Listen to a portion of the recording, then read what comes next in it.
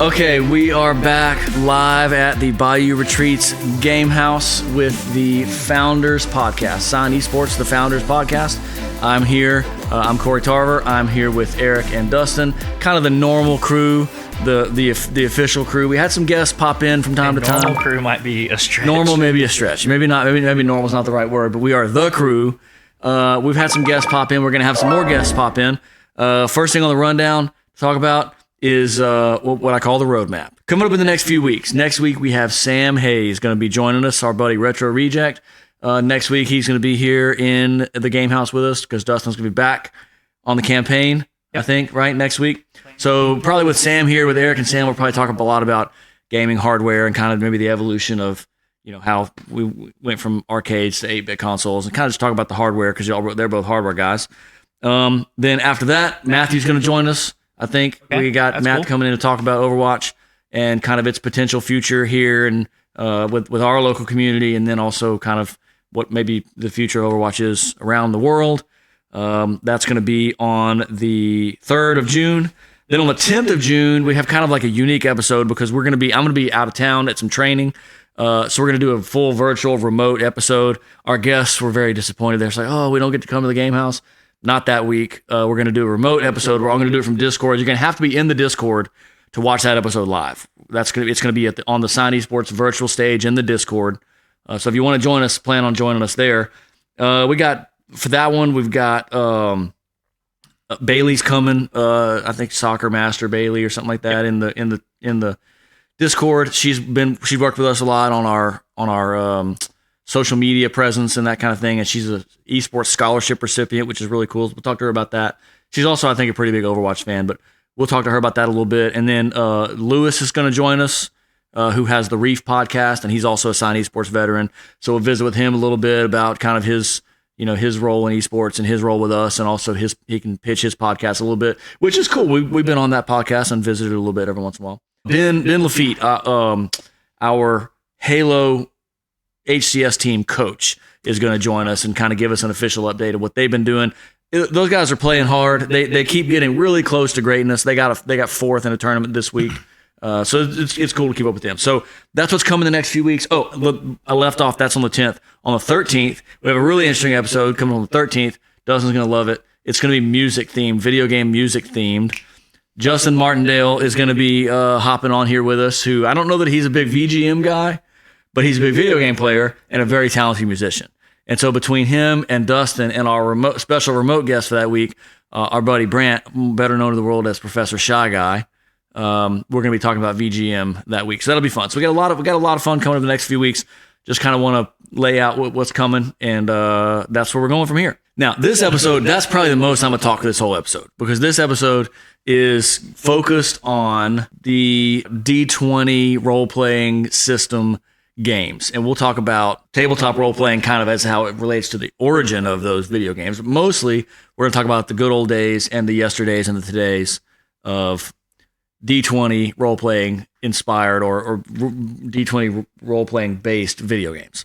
So what I want to do to start off, I want y'all to kind of take us through the history of the whole kind of role-playing concept, the D20, the dice-based, role-playing concept. Because Dustin, you've lived this like your whole life, basically. And Eric, you kind of lived it a little bit, kind of when we were growing up, maybe more so than I did. You lived it some then, but then maybe out, and then like in your adult life, you've gone back and lived it a whole lot more. And like I basically never lived it. I know a little bit about the memes and a little bit about the basic concept. I just haven't ever had time to get into it. So y'all take us back on the Wayback Machine to the good old starting days, I guess the late 70s, probably early 80s. Well, the starting days were pre-us. So we were not alive for the beginning of tabletop role-playing. Well, tabletop role-playing is probably much older even than that.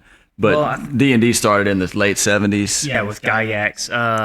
And then, so oddly enough, my brew buddy, her first system, and he's like 10 years younger than me, his first tabletop that he ever ran was first edition D&D. His friends' dads had played. And he's 10 years younger than we are? So that's kind of bizarre whenever he told me that. It was like, oh yeah, I never played second edition. I went straight from first to third with you guys. But anyway, so I started in second edition. First edition is when they had basic and advanced. There's two different sections, wasn't it? Was that in first edition? I actually don't even know. Yeah, that. I think in basic, in first edition there was basic and there was advanced D&D, which advanced D&D is the way everything went now. So I started with AD&D second edition, but what I played before that was Hero Quest and Dragon's Quest and a bunch of things that were spin-offs, sort of. Well, Hero Quest was actually made by Hasbro, and Craig Van later made HeroScape. But it was very similar in those days, so you wouldn't pick like a race and then a class. You played the elf, and the elf used a bow and did things, and they were kind of a spellcaster, and it was a lot more like Kind of like Gauntlet. Kind of like more like playing Tower of Doom, which is second edition. Like I said, Gauntlet. So I said Gauntlet. I used the Tower of Doom. Same thing. You pick the elf, pick the dwarf, pick the fighter or whatever. So in second edition, one of the really bad rules that and I don't even actually know if this is an official rule, but the way that we all played was you rolled your stats. You rolled 3d6 and you rolled them in order. And I know that was a really common thing. I don't know when they changed that, but I started playing third edition 15 years later with some buddies, and they were like, oh yeah, just roll your stats and distribute them wherever you want. I'm like, wait, I can do what? So third edition was huge for that, to not get a care. Like, I really want to roll a mage, but... And then you get 16 strength and 8 intelligence. Yeah, so... And in fact, my very first character ever was named Wolf, and he had like a 7 in wisdom and a 6 in charisma, and like his high stat was a 14. But the way you would do is you'd roll your stats, then you would pick whatever class you wanted to be? Yeah. Okay. So you could roll your stats, and I guess you figured out you were born a strong, dumb person. Yeah. Not going to be a wizard. Yeah. Strong, that makes sense. Weak mind.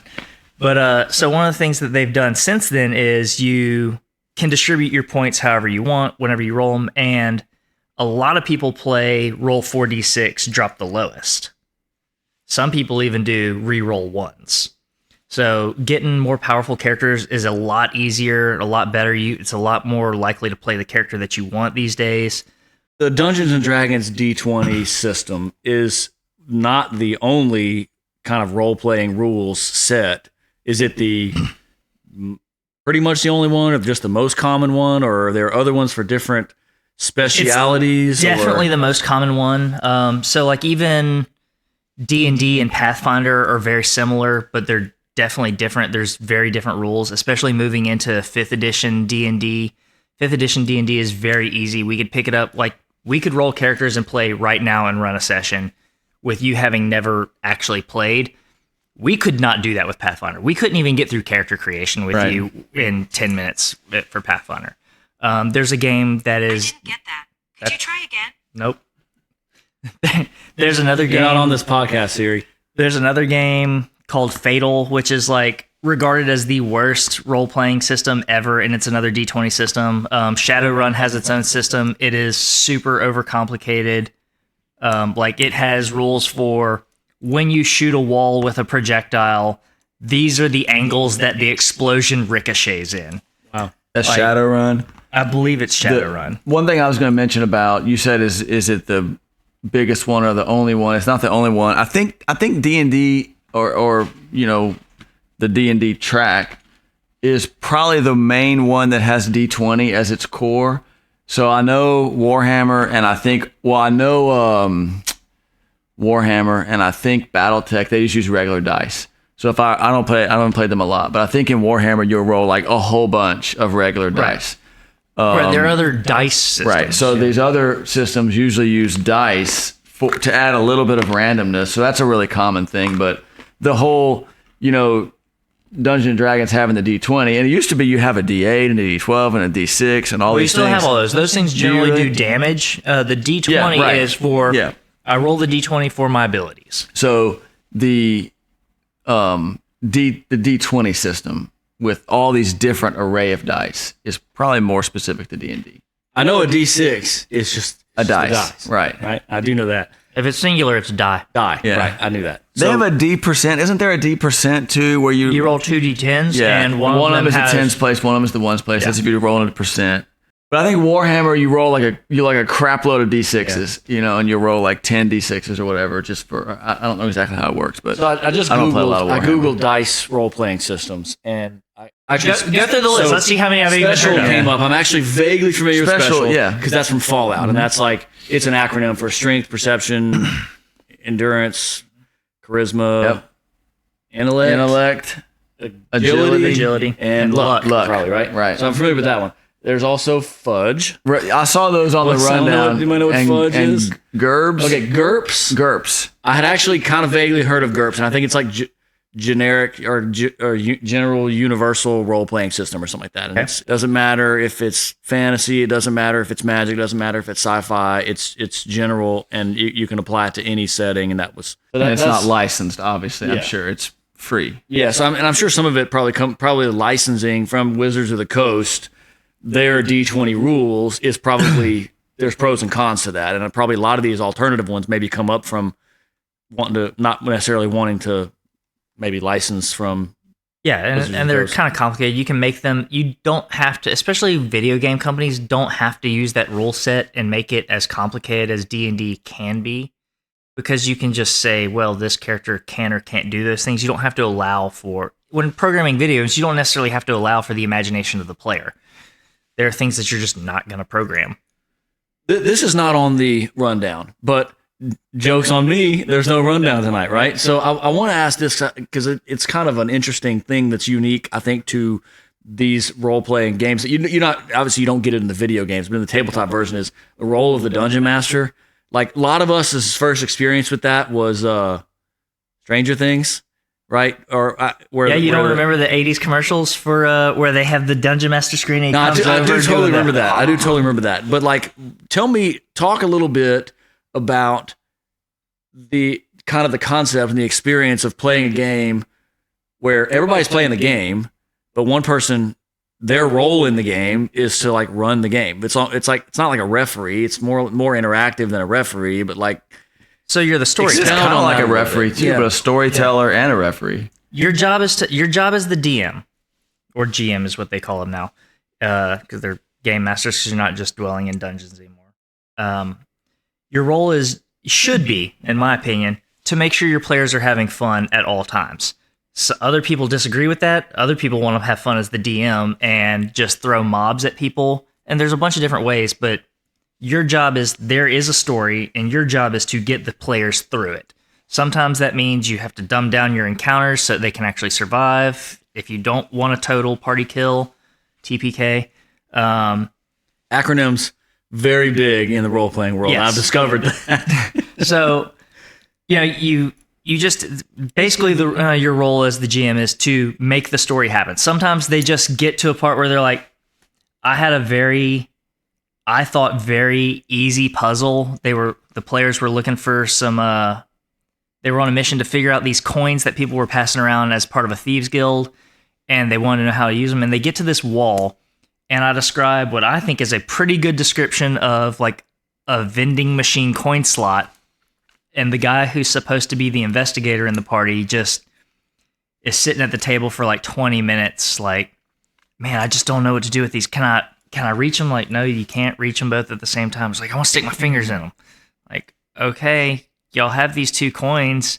And finally, one of the other players just goes, I take the 2 coins and I go stick them in the slots. Okay, the walls open up, but like at some point you just can't, without just saying, just stick the coins in the slot. Like, forget the puzzle. Just do this so we can move on.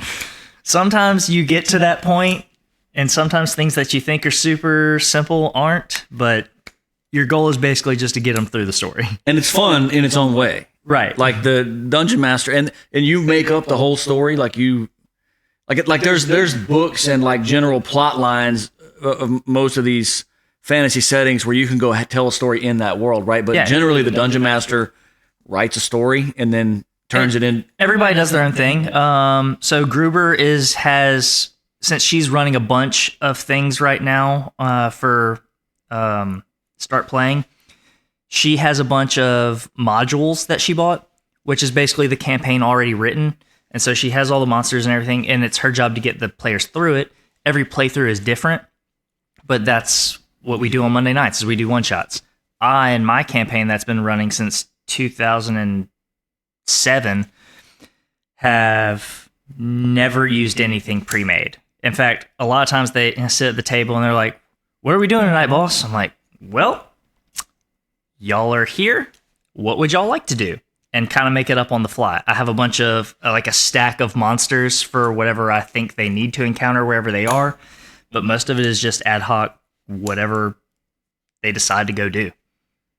Let's talk for a minute about making the transition as an industry and as us in this podcast from the tabletop onto the computer or console. I think most of these, especially originally, were PC games, but talk a little bit about the difference in experience of like the chance and the rules, knowing the rules and actually rolling the dice, being very connected to the rules and very connected to the chance of the game. As you move to the computer, all that's done by the computer. And does that like change the experience or lessen the experience if you're not as connected to the rules and you're not as involved as a dungeon master? Like how is the experience of playing on tabletop different than as we kind of move into video games? How is the experience different playing D20 on tabletop? Take that one. Yeah, as opposed to one thing you completely missed. The most important difference is you're playing by yourself almost exclusively. Yep. When you're playing computer CRPGs, you're almost exclusively playing by yourself, playing through the story with a computer, as opposed to playing with other players. So it's less social. I would say that's the main difference. But it's easier to do because you don't have to get 4 or 5 guys together with 4 hours. So like I would sit by myself and play through these games all the time. I mean, that's when I say I'm familiar with the memes. I'm familiar with all the memes about how impossible it is to schedule. Yeah, right. You get halfway through a campaign, so and no one gets back together to finish so that's that campaign. definitely legitimate. And so the main difference with the computer games is you're playing through them at your own pace. You're doing what you ever want to do. You're playing all the characters. All these games that we're going to talk about, pretty much, you still build a party. You still travel as a party, but you're playing the whole party. And so, that's the main difference, I would say. Not so much, to me, it's never that much different rolling the dice yourself or letting the computer roll the dice for you. I mean, you're still going to think you still think that the dice are working against you, whether it's the computer doing it or the dice doing it, Yeah. But I think it's a totally different experience. Yeah, I hadn't even thought about both great experiences. It's a totally different experience. I hadn't even thought about how the fact that role-playing tabletop is almost exclusively a group of people. Yeah, I would say that is computer is almost not 100% probably, but almost exclusively single player. They have a little bit of multiplayer functionality in Baldur's Gate. A huge one I think you could play 6 players in it. But in the new Baldur's Gate that just came out, you can kind of play multiplayer, but I guarantee you, even people that... It definitely did it way better than any of the other games that I've played. But even the new one, Baldur's Gate 3, I bet you it's 99% played alone. I just bet it is. Just one player playing the game. That's the main difference, I would say. Anything to add to that, Dawson? Not really. I mean, the function of the dice is... I feel like you feel way more connected to the dice in the newer games than you did in the older games. Like, I had the D&D gold box in the 90s that we bought at Walmart, where Stein is now. And you didn't really necessarily have to know the rules. You kind of just played, and everything was behind the scenes. I don't know that in those games there was even a way to look at the dice rolls. Then you kind of got to Baldur's Gate 1 where you could hit a button and you could see the dice rolls at the bottom, but it was largely irrelevant. I feel like there's a lot more integration of actually seeing the dice rolls in Baldur's Gate 3. They throw the dice right at you. They make it clear. They make it clear this is a substitute for a tabletop game. Yeah. But especially in the really old ones, the gold box games, and the even Icewind Dale and all those that came out. They in the didn't late hammer the dice part. Yeah. So if you didn't know that everything, and sometimes you would even get a percentage, but the percentage would always be a factor of 5. It's 95%. If you didn't know that was coming from a D20 roll, it didn't hit you in the face all the time, or you just know. You kind of had to go out of your way to find it. Yeah, you had to go dig for it to find it. And in all the Baldur's Gate games, you could go drill down. You go double click on something and drill down. You can get actually a dice roll for each thing, and you could see, okay, my attack roll was this, and it has all these different additions to it, which I always love doing that. Yeah. But it didn't hammer it in the face. Because you're kind of you want to get into the math of it. Yeah, that's right. Baldur's Gate 3, though, does an awesome job of just throwing it right in your face. And you literally, you would think it was you're worried about... Is that the newest one that just came out last year? One of the achievements is you unlock gold dice. Yeah, right, different dice. But what's the... not suspension of disbelief, but your integration. Yeah, well, like you feel like you're in the game. What's the word? Immersion. So you would think it kills your immersion in the game, and it probably does technically, but you're like it's immersed. Just a different type of it. Yeah. It's more like you playing sit here tabletop. and you go up to a lock and you pull out your lock pick and these dice come up on the screen and you click roll and you click re-roll and you know, like it was awesome. Baldur's Gate 3 did a great job of that. So last thing before we move into some specific video games that y'all are going to have to tell me because I don't even know what they are. But one last thing kind of about the differences is in tabletop, obviously exclusively turn-based. But on computer, there are some real-time elements in some of these games. There's nothing like that in tabletop, right? Yeah. Like the only one that I'm familiar with that I'm sure we'll talk about is Knights of the Old Republic. Has a little bit of real-time with pause. Active time. You know. What you're referring to there is called real-time with pause. Yeah. Baldur's Gate 3 went totally the other direction. It's only turn-based. But all the really, really popular ones were like when we were growing up, they got into real-time and real-time with pause.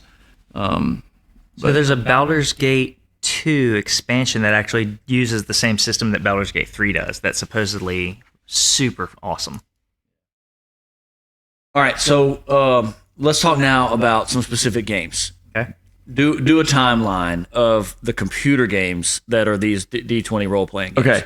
And let's just move through them as we're gonna whatever leisurely pace y'all decide we want to move through. Okay, we're gonna have to look this up. But y'all remember the old Nintendo game, not Nintendo, the old Atari game? It's on Ready Player One. It was called like Adventure. Yeah. And you were like literally a square. You were a square. Yeah. So there is a dungeon crawler or origin game that is like that game. It's like so unbelievably basic, and it's not called Adventure.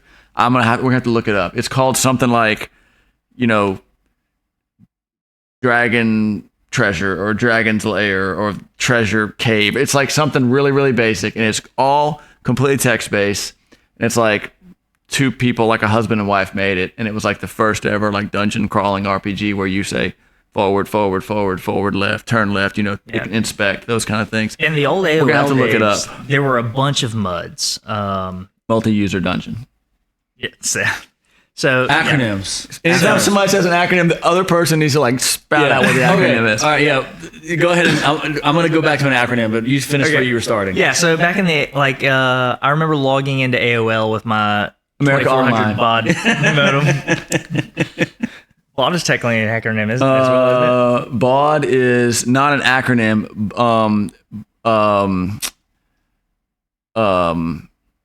Baud does not. BAUD is a word. Like these people that are listening to this podcast never even heard that word. No, it doesn't stand for something. It's a word. It's not an acronym. It stands for something. So I remember logging in AOL with my 2400 baud modem. Lewis says, "You've got mail." Yeah, right. I heard it when he said it. I heard it in the voice when he said it. Yeah. And anyway, so you could go to these sites and they would have MUDs that were just so complicated that I couldn't even get into them at the time.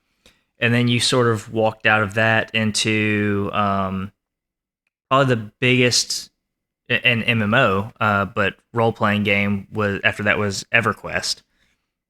And then they had the Gold Box games, which had come out in around 90, I think. Eric, you mentioned that earlier too, Gold Box games. What's Gold Box games? So the Gold Box game was a collection of games. Yeah. There was a bunch of different lines of them, but I think it was Infogrames that later made Get Medieval. They put out all these AD&D games that were based off of books. On one disc, so it was 9 of them. There was Curse of the Azure Bonds, Pools of Radiance, which we used to... Radiance, yeah. We used to real life pretend that game. Yeah. I remember that. There was one like Dark Queen of Krynn. So that's the one that I played at the Gold Box. And I think it's kind of terrible. Those are both Dragonlance novels. Okay. Based off of. And then maybe it was Riders of Krynn and Dark Queen of Krynn. So those were with Raceland... and not Tristan Kendrick. That's from... Okay, I digress. We move on. Anyway, so the Gold Box games, and then probably the first thing that I can think of after that was the first Baldur's Gate, and then they had Icewind Dale, which was leaps and bounds better.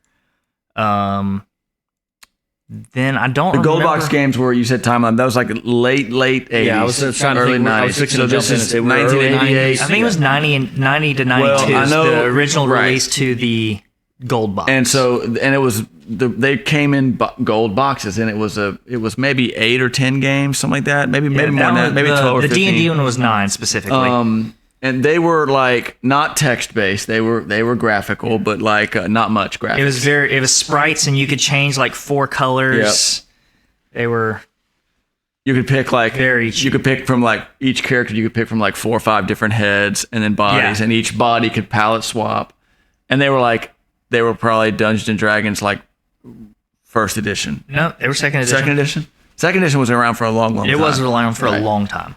So they were like very rudimentary graphics. Like I'm trying to think of well, not even Game Boy, like older than Game Boy. It's probably basically Atari graphics. Yeah, probably 200 pixels. 240 by the very 480 or last something one like had that. upgraded graphics and had animations, so your person would actually like move their arm when they attacked. Yeah, and you're talking about a guy who's 20 pixels tall, and you're moving around the map is just in squares like shuffling. this, and then in like a quarter of the screen you would have like a 100 by 100 picture of like a tree, and then you would move forward, and then it'd be like another tree, and then if the battle, sometimes you would go to like a battle map where you would move characters around. A lot of times on those games, you would the battle map would be you would get locked in place and be in the same section of the map. One game I forgot before Baldur's Gate was Sega Genesis had Warriors of the Eternal Sun on it. Which was a second I've heard of edition that one. I've based never played it, but I've heard of that one. and you get trapped. They have that for Steam too. If you search like Dungeons and Dragons on Steam, that'll come up, I think, because I've seen it.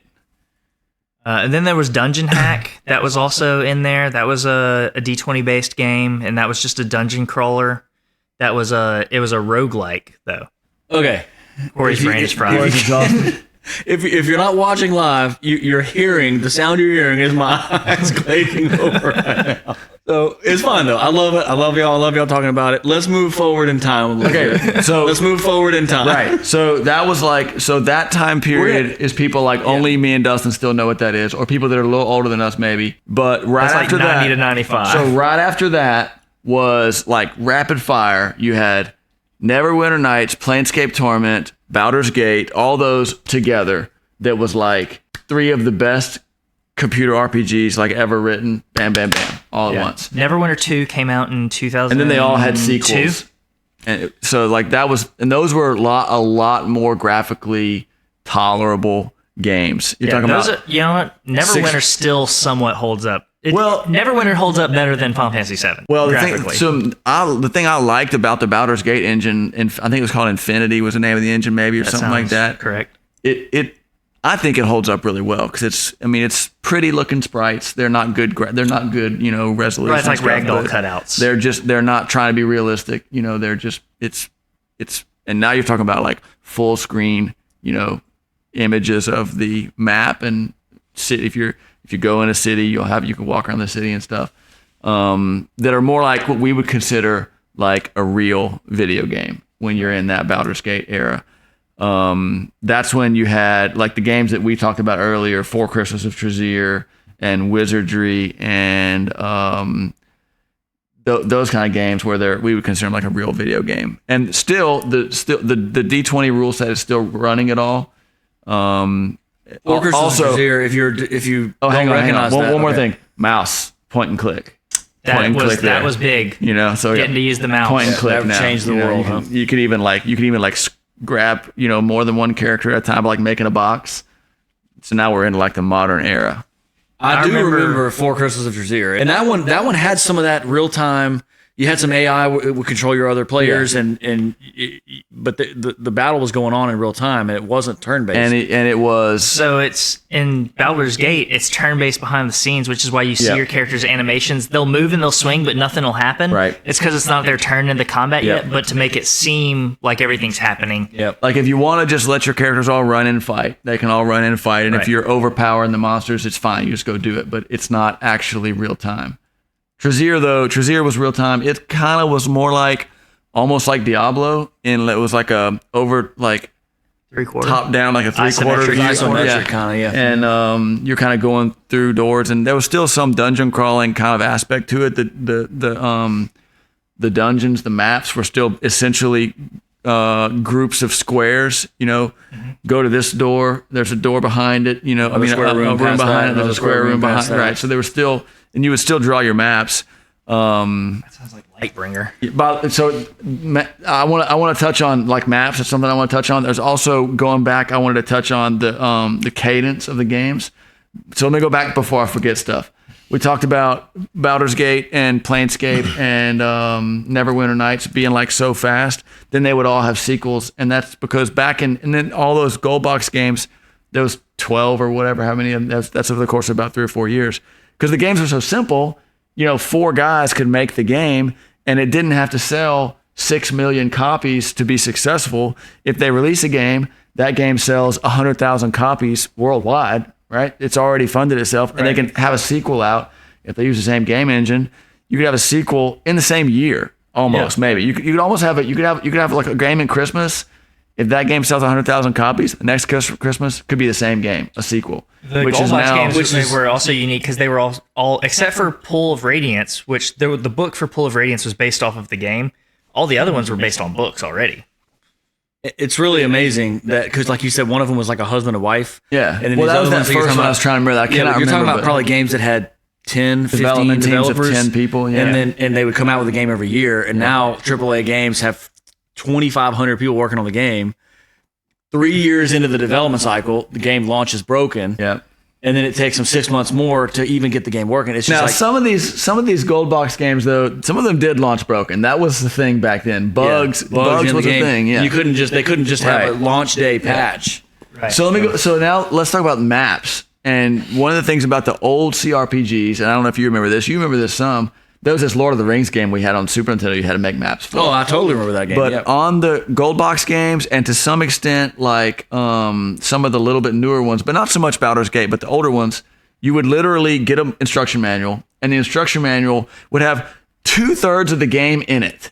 So like sometimes you would come up to a conversation, you're talking to the princess or whatever, and it'll say, refer to the journal entry on page 27 for this conversation. And then it'll be this long thing, right? So then you got to go read this long thing. Was that digital rights management? It's a combination of DRM, because they also had you start the game and it says, go to page 26 and the third word after the title on page 26, what's that word? But then it was a little bit more of just, I think it was just cool. It would say, go pull out this journal entry, and then you go read this journal entry. And it might be, half a page long. It's not books and books and like books. King's Quest had Guide to the Green Isles that you had to have to play the game because all the lore was there. Yeah. So some of it was they interacted with the book. They interacted with the thing, and you would have maps in the instruction manual, and it was just kind of sometimes it's kind of like it's almost like it's part of the game. Like it's like fourth wall that's breaching. What I'm saying. It's totally part of the game. Now they put that in the what do they call it in Halo? The terminals. Like they put that stuff in games now. Right. It was kind of the same feeling for it if you want. And you didn't. So sometimes it was DRM, but sometimes it was just part of the game, and you go read the game, and then you would have pages and pages and pages of monster stats. Where if you wanted to go look at the monster stats, you could. But it wasn't all horrible, just DRM. Although some of it was, because you'd have a floppy disk, and those were as easy to copy as anything ever. Right. So they had to have which is why we had a printed copy of the Menzer Ransom book. Right. Because you had to flip to page 42 and find word 5. So on the roguelikes, on games that are roguelike, which means you start over every time. If you die, everything gets erased, you start over. Now you're making maps on those games because the map is usually randomly generated every game. So there's some kind of algorithm that randomly generates a map, and so you're drawing a map new every time. But that's not really what I was talking about on the CRPGs. It's more about almost like to give you something tactile to use while you're playing the game as an enhancement of the game. Yeah. I mean, I remember for a while they would send you, in part of your player pack for buying the game would be like a cloth map that would come with it. Just something fancy. That was always cool. And because like your guy, your half elf magic user is 4 pixels. Yeah. Right. So you got a picture of that character or whatever. It's a much more nicer looking picture. So this has been some fascinating, enlightening conversation. Seriously, I'm not being sarcastic. It really is very good quality conversation about the history of kind of the D&D video game kind of genre. So what we're going to do now is we're going to move into kind of forward in the timeline a little bit and go from kind of the late 80s, early 90s, move into the, late 90s, early 2000s, talk about some games of that era, and then move into some more modern games. But I think we were going to pick up with I wanted to pick up Gate with 2, maybe, Baldur's Gate 2 is only not worth talking about because it's exactly like Baldur's Gate 1 but better in every way. Yeah. It didn't really change a whole lot. It was a lot buggier. What's that? Was it a lot buggy? buggier. Was it? Yeah. At release. Betrayal at Krondor. I remember that, actually. Right. So the reason I want to talk about Betrayal at Krondor, it was right after those games, early 90s. Dustin says he thinks 1993, which could be right. Well, I remember seeing it in stores on computers running. Yeah. At Sam's. We played it at Sam's. We literally stood in the aisle at Sam's. We played it on the computer there. Betrayal at Krondor, and then that Star Wars game where you're driving down the thing. But Betrayal at Krondor was sort of like, it kind of did for CRPGs what Final Fantasy VII did for JRPGs, which is like make it cool, bring it to the masses. The guys on the football team are playing Final Fantasy VII. And they probably weren't playing Betrayal at Krondor, right? But it made it accessible and cool. So in Betrayal at Krondor, you didn't have to know all these systems, and you didn't create characters. You played through the book, and it was more accessible. Written by Raymond D. Feist. So Sierra contacted Raymond D. Feist and said, "Hey, we want to make a role-playing game. Will you write our story?" He was like, "I can do that." Yeah. And it's a whole universe now. Yeah, it's a whole series of books. Well, it already took place on his Midkim that's world, right, and that's why they contacted him back when Sierra was awesome. So the gameplay in Betrayal at Krondor was completely turn-based. So that's the way the heavy story and turn-based combat went towards Betrayal at Krondor. The other way, the less story and more action. If maybe people might disagree, but I would say it went to Diablo. Is where the other side went. More action, more clicking, spamming clicks, a little bit more instant gratification. You're talking about like the genre divided. Yes. Into the right. So Diablo has there's no D20 or anything, but there are some sort of mechanical systems you can manipulate and memorize and go dive in all those numbers, but very clicky, very action. Yeah. Diablo was really kind of like the first. It was really, as the first I know, the first procedurally generated dungeons. Right. Yeah. There were roguelikes with procedurally generated dungeons before, but they were just squares. Right. The maps were just squares. When y'all were talking about those earlier, Diablo is what I thought of immediately. Yeah. It's basically the first roguelite. Yeah. Right. Roguelite. Right. Yeah. Diablo is sort of the action evolution of these games, as opposed to Betrayal at Krondor, which is the one thing Krondor did that didn't really catch on is there's no leveling up in Krondor. You get better through doing actions. Yeah. So like the next game that I saw that did that was lockpicking. Oh, dude, lockpicking. Spamming those lockpicks. Yeah. The next game that I saw that did that was called it came out in 2001. Of Dungeon Siege. Okay, I know of the game. I never played it. So you get better by doing. Yeah, I mean, that's like 7 years later, Dungeon Siege comes out and says, yeah, we'll give that a try. There could be other ones. That's the next one that I'm familiar with. We're now into the mid-90s, right? So when do we get into Fallout? Late 90s? The first two Fallouts were would have around been contemporary with Diablo, I would think, based on remembering what they looked like. I never played them. They were total turn-based tactical RPGs. Yep. There was a lot of hiding and stuff. Fallout 1 and Fallout 2 were sort of slow and plodding turn-based combat. But they had a little bit more, well, like Baldur's Gate and stuff, they were relatively what we would now call open world, which is basically you can just kind of go wherever you want. They were kind of that way too, a little bit of a sort of an open world kind of mentality. But they were also, Fallout kind of instigated you can kind of be bad if you want to. You can kind of be good if you want to. Your choices kind of can affect different plot lines and stuff like that. But you didn't have to just play through the story. You could a little bit of flexibility as far as how you want to go solve a problem. If you want to go in and just kill everything, you can kill everything. They did a little bit of that too. Be a bad guy pre-Fable. You can kind of be a bad guy. Fable made famous. You can be a bad guy if you want to. And it turned out I didn't love Fable really. I mean, it wasn't bad, but The first one gets rave reviews. I never played any of them. To me, it was supposed to be like an Xbox killer app, wasn't it? And because they basically they over-marketed it as far as they just said, oh, do whatever you want. You can do whatever you want, anything you want. You can do anything you want, and it just didn't. And really, it was like every once in a while you get an A or B choice. Yeah, and you can play through the story, and you can pick all the bad choices, and your god grows horns, or you can pick all the good choices, and your god gets a halo. Maybe not exactly, but.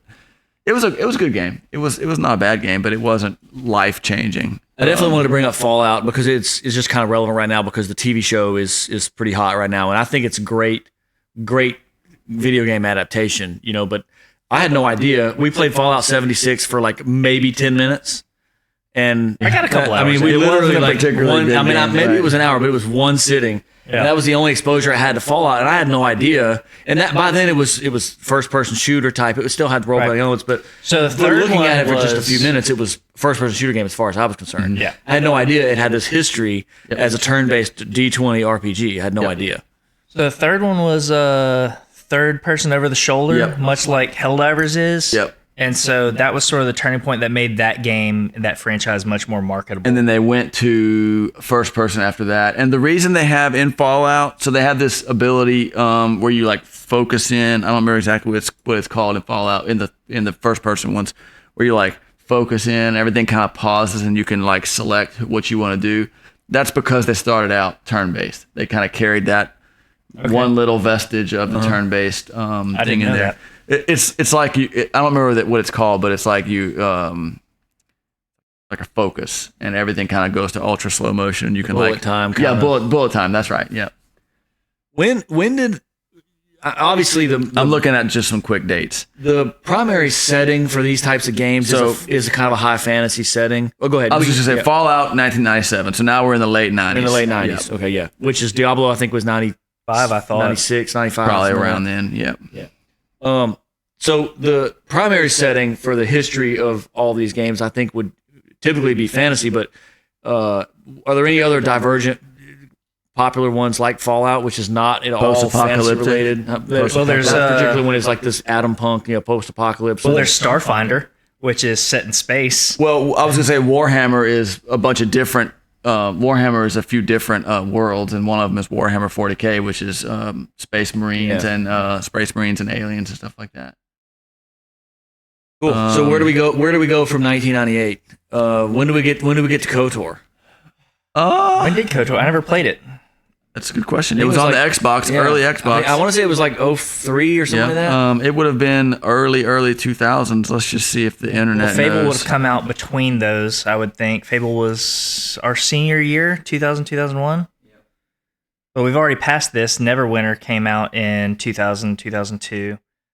So after that... So just cheating a little bit here. Knights of the Old Republic released in 2003. Which is probably around when Fable was too. Knights of the Old Republic is a fully D20, and it says this is a D20 computer role-playing system, but it's not licensed Dungeons and Dragons, but it's basically the same thing. I mean, you roll a D20 to hit. Okay. I think and all that is accessible in the game. Yeah, you can go look, and it'll say you roll your attack dice, and then you compare that to their defense, and then you roll a critical and all those things. And if you roll a 20, that's a crit. Then you roll to confirm the crit and that kind of thing, and all that stuff is in there. But it's not D&D licensed. They have a name for it. Some D20 system. Yeah, a lot of different ones have their own system. I remember playing Knights of the Old Republic and having like no idea what that meant. When it was like saving throws, this and that and the other, and roll of D, whatever. And I was like, what is this talking about? And I think you kind of explained it to me like, well, it's Dungeons and Dragons rules. It's all happening in the background. And that was like, because I was just playing it because it was a Star Wars role playing. That's what you did. That's what I didn't know. It's just a Star Wars game, so you play it, right? Yeah. Where do we go from there? And obviously there was a KOTOR 2, but we don't need to necessarily. KOTOR 2 was decent, but not life changing. There was same exact game. There was kind of an RPG wasteland for a long time. Well, I think what happened about then and late Super Nintendo is JRPGs kind of took over, and the old CRPG style game kind of lost momentum or popularity. CRPG. What is this? Computer. Oh, computer RPG. But so, as opposed to TTRPG being tabletop. Turn-based tactical RPGs. sort of just died off whenever so the thing that happened in the early 2000s was games like Drakengard and stuff like that, and Dynasty Warriors that we got to talk about. Dynasty Warriors. All those games sort of came out in the early 2000s, and they're just hack and slash mob killers. And so you still level up a character and you go do this, but it's all instantly rewarding, and you get to see your character level up and get stronger. And that sort of took over. Like one of the ones that we would have played was like maybe Wise 3 got a reboot, and that was sort of an action RPG. Do you say it Wise? I do. Okay, is that correct or is it Ease? I have no idea. Right. Okay. That you would remember. Is this an acronym? It's Y apostrophe S, and I think it's Ease, but I don't know. Okay. But that was the name of the world.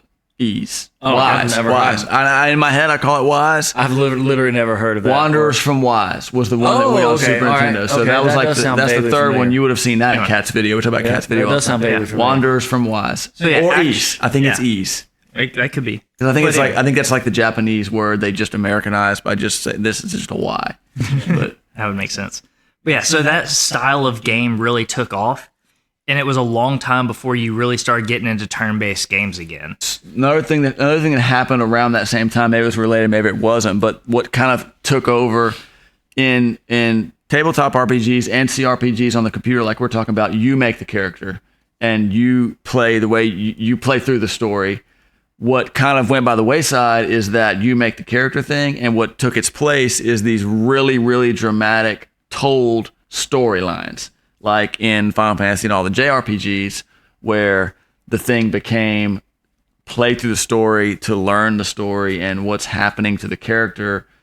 Not so much as you make the character that you want, more so you take on the role of the protagonist in the game. Yeah. And then these complex stories are being told, and that existed for a long time, which was very different. Yeah. Another one we got into that too.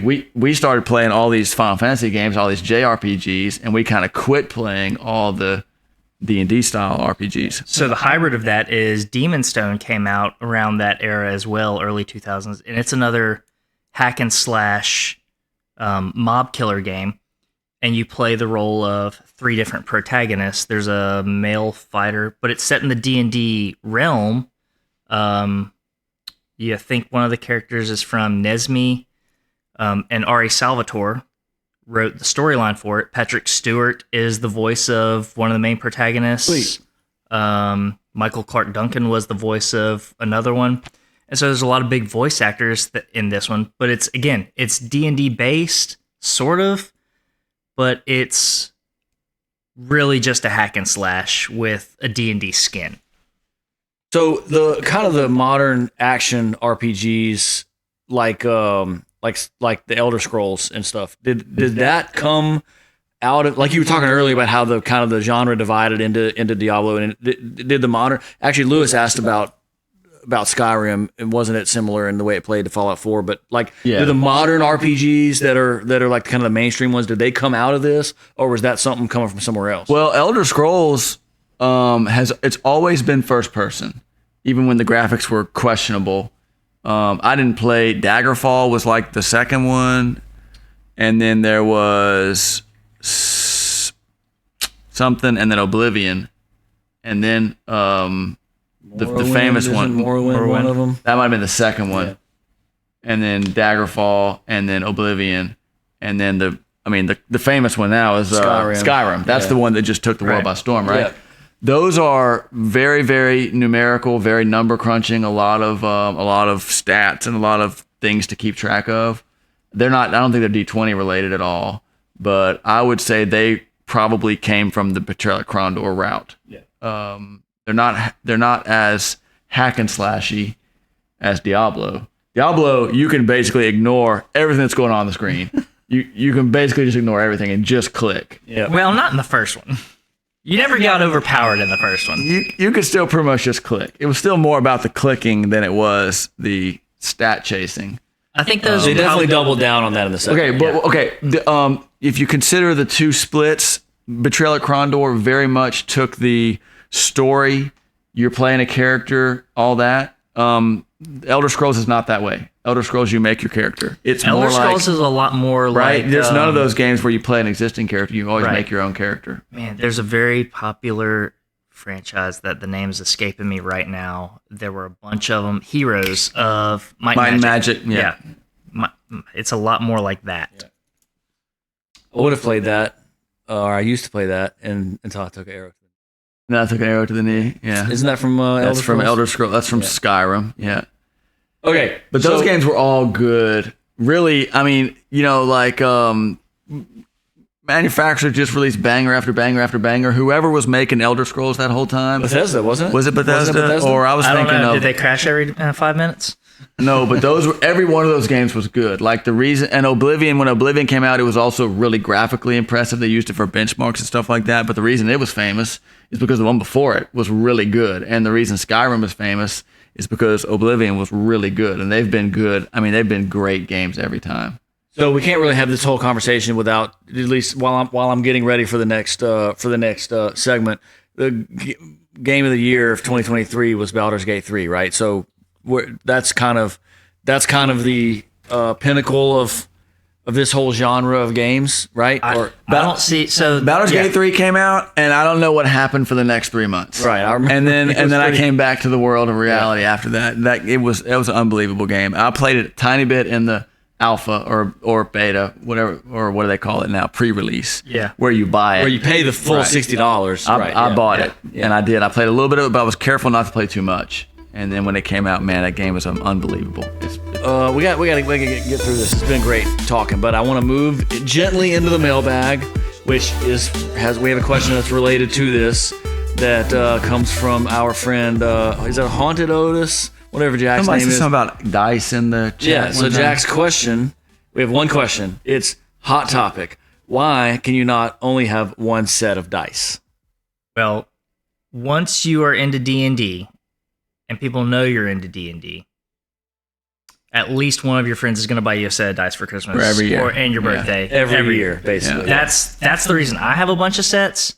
You have other people like Potion Seller who sees an ad for dice and has impulse problems. Yeah. And buys them. So I think a good kind of answer to Jack's question is there any reason? There is no reason. In-game reason, competitive reason, or story reason to have more than one set of dice. Go ahead. Yes. I got to find a story. But so one of the reasons is you like your dice to match.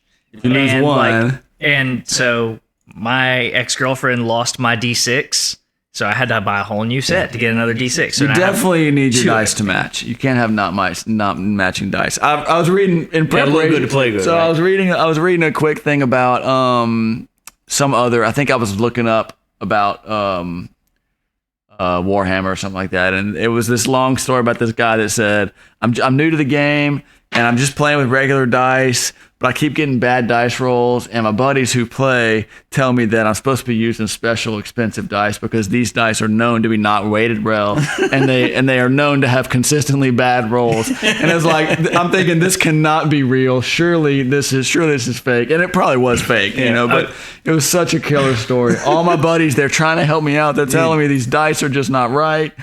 I'm supposed to have expensive dice because the rolls are going to be better, and it's like, oh my goodness. Okay, so look, you're using that bat? You're using those batting gloves? Yeah, that's no not the wonder right you're ones. striking out. Right. So look, I've been using these purple dice since I've been running a game, and I roll nat 20s and max out my rolls all the time. Really good roller. Dustin's a really good roller. Really so solid. it's just, it's obviously just happenstance, but like, you're the DM, you roll the most, so everybody remembers when you roll crits and everything. Then I rolled up my new character for this campaign named Canticus, joking, and then Jessica had us roll for our stats, so me and my buddy are rolling at the table, and I just used his dice because they were on the table. After I was done, I was like, oh man, I should have used my loaded dice to roll my stats. He about flipped the table. He's like, are you serious? Yeah. You've been waxing us with those dice for 15 years. Yeah. I was like, no, I'm joking. It was just one joke. But like, he thought I was serious. he really thought that those dice were loaded, and I'd just been cheating for 15 years. Yep.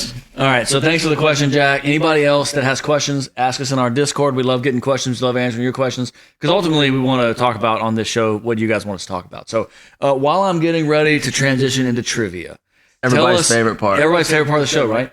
Dustin, give us a recap of what happened when you rolled the bard out of the not bard. Oh yeah, how did Jessica like that?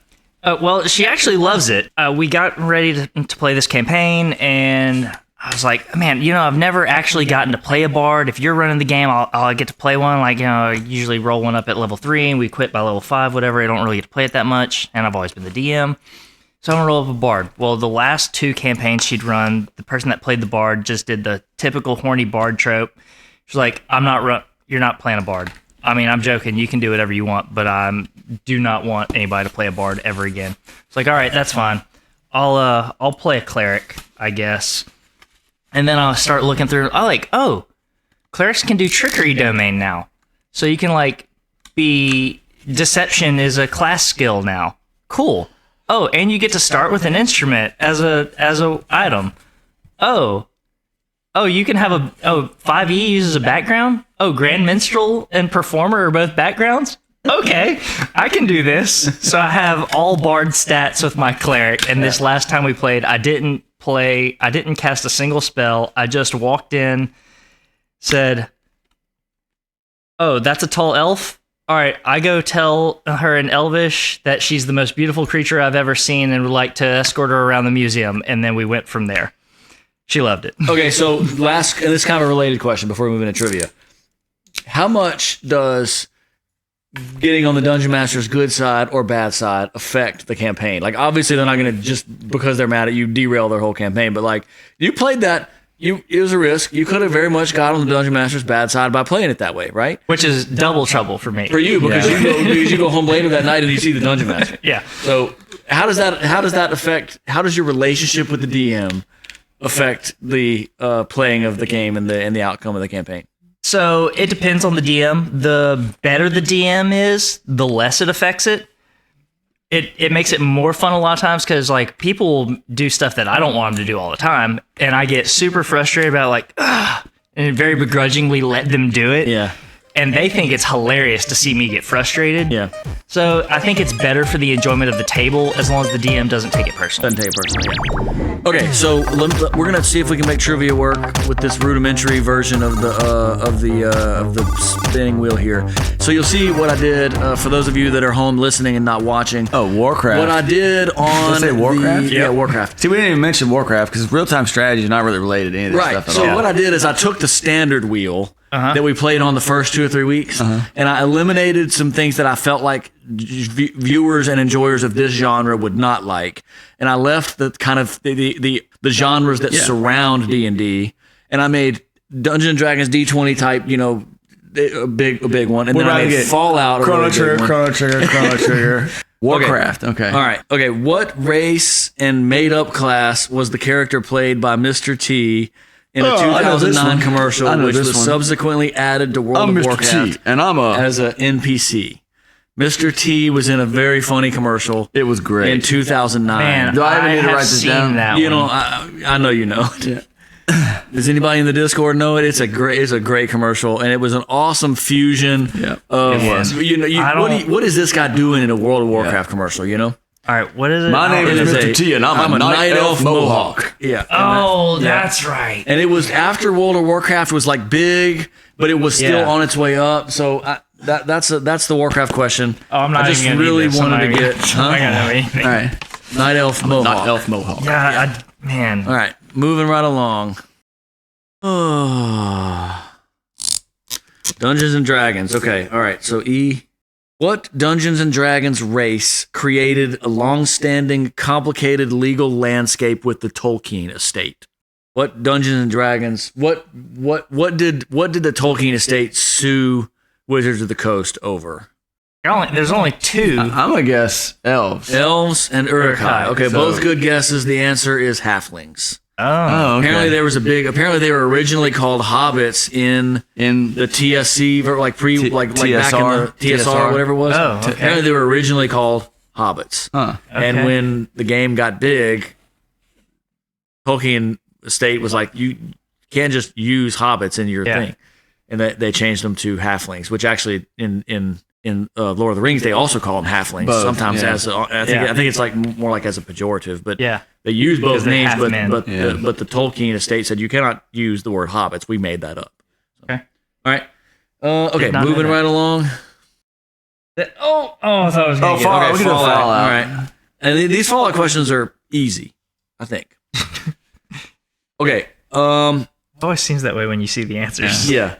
The Great War in 2077 is the primary defining event of Fallout's alternative history, but its timeline actually diverged much earlier with the beginning of the Atom Punk Golden Age following what real-world event? So what real-world event caused the timeline to diverge? Where does the timeline diverge in the Fallout universe? So if you don't even have a guess, you want me to just say it? Yeah. I mean, I know it's like roughly in the 1950s, 1960s. So I'm gonna say World War II. When they split World War II. World War II, when right. they discovered the nuclear power. Atom bomb. After that, So it was World War II. World War was the answer. The correct answer was World War II or Hiroshima or Hiroshima Nagasaki bombings or dropping the first atom bomb. That's when the timeline diverged. So we both get that one. Kind of. Yeah, I think so. I think we'll give you both credit for that one. Why don't you just ask a couple Fallouts and ask a couple D&Ds, and then we can let's just do a couple. And we end on one Chrono Trigger that I want. Okay, Dungeons and Dragons. What was the first official Dungeons and Dragons PC game, which was released in 1988? I'm gonna say, just for posterity, P of R. Wizardry. It was Pool of Radiance. Oh yes, man. Destroyed. I didn't realize it was that old. Yeah, That's one of the Gold Box games. I know, but like, Must have been one of the first ones. all right. What 9th level spell, which has appeared in every edition of Dungeons and Dragons, 9th level, allows Okay, magic users that's high. to do pretty much anything they want? I know it. You know it, Two quick correct answers there. So that is Wish. dude. I could do Wish this all is day. the correct answer. Let's do 20 of these. Let's do however many you have. Let's do All it. right. Well, I'm gonna hit you with a Fallout question. Okay, that's fine too.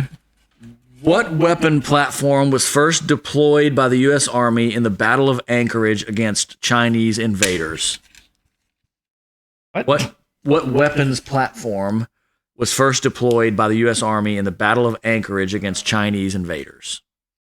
Power armor and powered armor suit. Those are both correct. Power armor is the correct answer. Powered armor is also acceptable. Dustin's making a little comeback here. All right. If it's Dungeons and Dragons. If it's straight D&D questions, he could probably beat me. What 1982 Steven Spielberg classic film begins with a group of teenagers playing Dungeons and Dragons? 1982. Steven Spielberg classic. I did not know this. I found it when I was looking for stuff about. When I was looking for stuff about. I know that it harkens back to that in Stranger Things. In Stranger Things, I was looking for Stranger Things, and I found basically they said Stranger Things is kind of a referencing this other. Yeah, I mean, I have a guess. scene. I have a straight guess. I don't. Year That's even. what I got. E.T. is correct. Yes, we both destroyed it. All right. Yep. And unfortunately, Steven Spielberg is that's the only way I didn't realize E.T. was older than us. Yeah, I know, right? Yeah. What town was the capital of the new California Republic and played an important role in the early Fallout games? Oh god, it's in the and movie, it's in the TV show. Before being obliterated by a nuke in 2282. Yeah, I'm not going to be able to remember. What's the town from Fallout? It's called 1? New something, right? No, it's actually not. The new California Republic is the is the capital. I think I know it. Do you know it, Dustin? Or I might just say it. No, just say it. Sandy Springs. Shady Springs. Oh god, I'm so Shady close. Springs. Yep. Oh, that's what I wrote. I just couldn't read it right. Oh yeah, you just wrote Shady Springs. Yeah. You just couldn't read your own writing. Yeah. Okay, one more Dungeons and Dragons question that I have in my head, and I'm trying to remember it because it is acronym related, and it's a good one. The acronym THACO. Oh my goodness, that's it. To hit armor class 0. Yes, that is it. How did you know that? That's what I was thinking of. Just because it's kind of a it's an acronym. goofy acronym. I actually meant to mention it earlier. That was one of the best things that has ever happened was getting rid of THACO. THACO is a good acronym, and they got rid of it in 3.0 or 3.5. Yeah, right. 3.0. Yeah, that is exactly what I was going to ask about. I don't miss it. Fifth edition is. I'm going to give Dustin credit for Thaco for answering the question that I didn't even ask. I don't know that I had an opportunity to get that point because I totally 100%. You could have read his brain and also guessed. But look at the score. Yeah, Dustin needed the point. So Eric takes trivia tonight by a score of 10-5, and it's about time to wrap this show up. Do you guys have any parting thoughts here? I was going to mention about Baldur's Gate 3 and 5th edition. I always liked 3.5 edition because I liked how unbelievably complicated it was. And I didn't really get into 5th edition until Baldur's Gate 3, and it's like, holy crap, it's awesome. It's actually awesome. It's the best thing that has ever happened to D&D.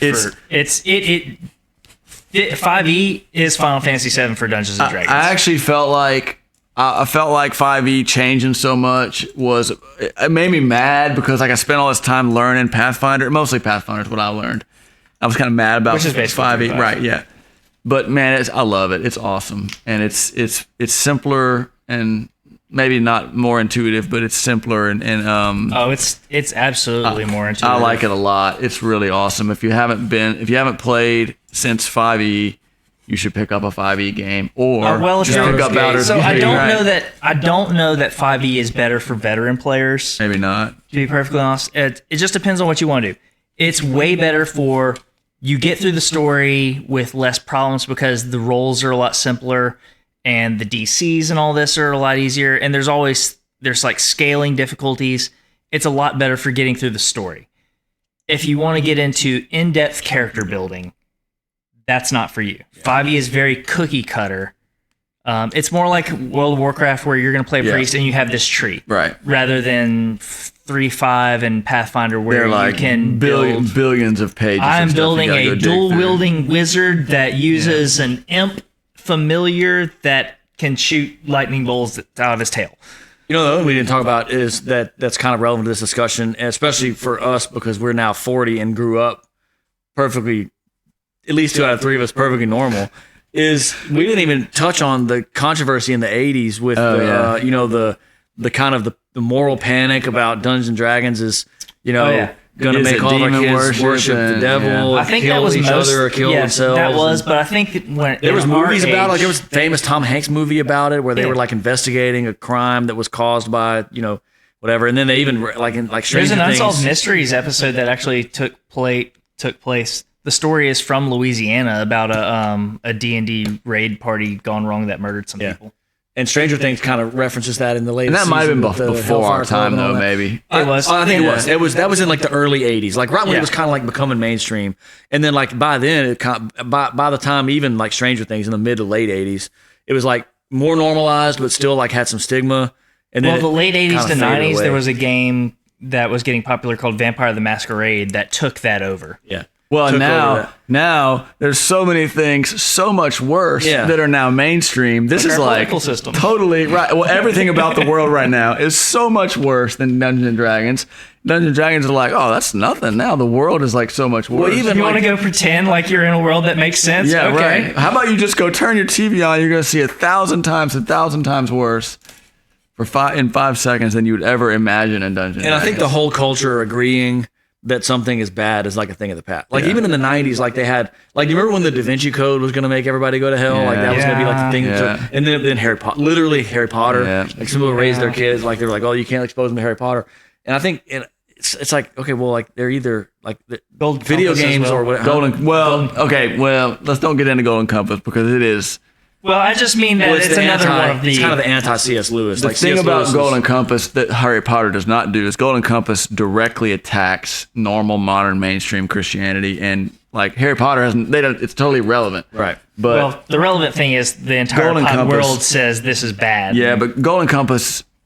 I liked Golden Compass, but it has some troubling issues in it for confusing kids who are religious kids. And Harry Potter does not. Isn't it really like the author was like, so C.S. Lewis did the Chronicles of Narnia I don't know to kind of sneak in the Christianity, the Judeo-Christian kind of heritage. So I'm going to do this same fantasy series, but it's going to be the opposite. Yeah, I don't know about that part. I remember reading it and being like, the first book is like good, and the second book is like, oh my goodness, and the third book is like, wow, this is legitimately attacking my beliefs, But that doesn't need to go on the podcast necessarily. Well, we turned out normal. Point being, you know, like I read it, but I read it when I was in my 20s. You know what? The books are probably not what is going to make your kids go to hell. The video games are probably not what's going to make your kids go to hell. It's probably how you're raising the kids. Yeah. You know, like I'm just saying.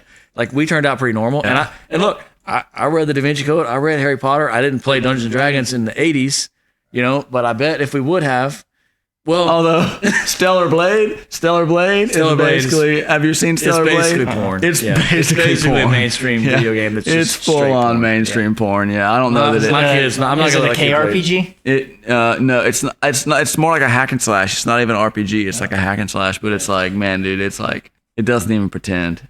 The moral panic from us is going to come from Stellar Blade. Okay, so you know what? Let's call it a night. I think it's time to call it a night. We had some great conversation. I really enjoyed it. I think it was a very informative episode. I hope our viewers love it. I hope our viewers enjoy all the insight you guys provided. It's time to move on. So we will be back next week. And thank you guys all for watching. Thank you for listening. Thank you for buying cars from Lake Charles Toyota. Thank you for coming to Sign Esports events. And as always, thank you for watching Sign Esports, the Founders Podcast.